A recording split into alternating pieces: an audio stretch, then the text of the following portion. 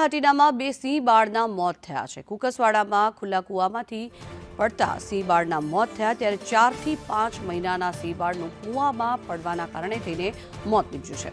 ખુલ્લા કૂવા સિંહ બાળ માટે મોતના કૂવા બન્યા હોય તેવું સાબિત થયું છે। વધુ માહિતી મેળવીએ, સંવાદદાતા કેતન ઓઝા જોડાયા છે આપણી સાથે। કેતન, 4 થી 5 મહિનાના નાના સિંહ બાળનું મોત થયું છે, કૂવામાં પડવાના કારણે શું કાર્યવાહી કરાઈ? ચોક્કસ કે જે રીતે ઘટના સામે આવી છે તે ખૂબ જ દુઃખદ ઘટના છે, કારણ કે જે મીટિંગ ટાઈમ પૂરો થયા બાદ સિંહ બાળના જન્મ થઈને 3 થી 4 મહિનાના જે ત્યાં સિંહ બાળ હતા, બે સિંહ બાળના જે કૂવામાં પડી જતા મોત થયા છે। ખાસ કરીને ખુલ્લા કૂવા હતા, માળિયાહાટીના તાલુકાના વાડી વિસ્તાર કુકસવાડા આસપાસની આ ઘટના છે।